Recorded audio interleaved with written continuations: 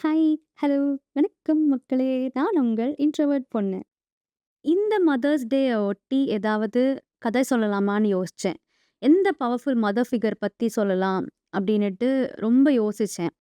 நம்மளுடைய இதிகாசங்கள்ல இருந்து ஏதாவது கதைகள் சொல்லலாமா? அப்டி இல்லனாக்க மற்ற மித்தாலஜிஸ்ல இந்த கிரேக்க மித்தாலஜிஸ், இல்ல நார்ஸ் மித்தாலஜிஸ் அந்த மாதிரியான ஸ்டோரீஸ்ல வர அம்மாக்கள் பத்தி ஏதாவது பேசலாமா? அப்டிலாம் யோசிச்சேன். அதுக்கப்புறமா folklore stories across India, across the world ஏதாவது அந்த மாரி சொல்லலாமான்லாம் யோசிச்சேன்.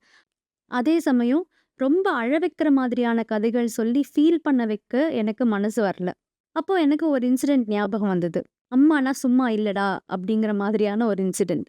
அம்மானா என்ன அப்படிங்கிறது எனக்கு புரிய வச்ச ஒரு தருணம்னு சொல்லலாம். சின்ன வயசுல சம்மர் வெக்கேஷன் டைம் அப்போ கசின் வீட்டுக்கு பக்கத்துல ஒரு பூனை ஒண்ணு குட்டி போட்டிருந்தது. ஒரு 5, 6 குட்டிகள் இருந்திருக்கும்.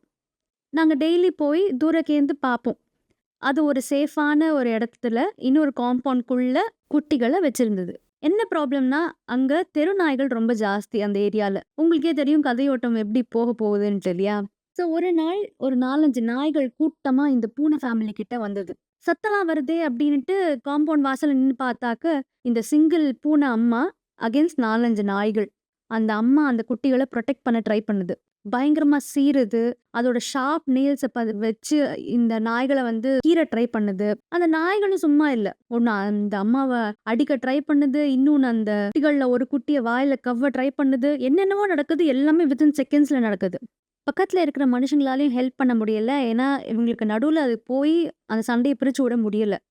அப்புறம் ஒரு ஃபிராக்ஷன் ஆஃப் அ செகண்ட்ல பார்த்தா அந்த பூனை அந்த நாய்கள தொரத்துது. அந்த நாய்க பதறி அடிச்சு ஓடுது. என்ன நடக்குதுன்னு எங்களுக்கு புரியல. அதுக்கப்புறமா பார்த்தாக்கா, அந்த ஒரு நாய் வந்துட்டு ஒரே ஒரு சின்ன குட்டி பூனைய வாயில கவ்வி எடுத்துட்டு ஓடுது. இந்த அம்மா பூனை செம்ம சேஸு. எங்கேயோ போய் இந்த குட்டிய ரெஸ்க்யூ பண்ணி கூட்டிட்டு வந்துடுது. அந்த குட்டிக்கும் காயம், அந்த அம்மாக்கும் காயம். ஏதோ பக்கத்துல இருந்த நல்லவங்களால டாக்டர் வந்து பார்த்தாங்க. அதுக்கப்புறமா கொஞ்ச நாள் கழிச்சு அந்த பூனைக்குட்டி ஃபேமிலி அங்க இல்ல. அந்த அம்மா அந்த குட்டிகள வேற எங்கேயோ எடுத்துட்டு போயிடுச்சு போல இருக்கு. அந்த அம்மாக்கும், குட்டிகளுக்கும் என்னாச்சு? என்னோட கசின் கிட்டேருந்து எனக்கு என்ன தெரிய வந்ததுனாக்க, கொஞ்சம் வளர வளர இந்த சில குட்டிகள அங்கேயே இருந்த ஏரியா மக்கள் வந்து தத்தெடுத்துட்டு போயிட்டாங்க. அந்த அம்மா மட்டும் அப்பப்ப வந்து சாப்பாடு, பால் எல்லாம் சாப்பிட்டு போகும். சரி அந்த குட்டி பூனை பொழச்சுதா? அதுக்கு என்ன ஆச்சு? அதானே கேட்குறீங்க? ஆமாங்க. நல்லாவே பொழச்சிடுச்சு.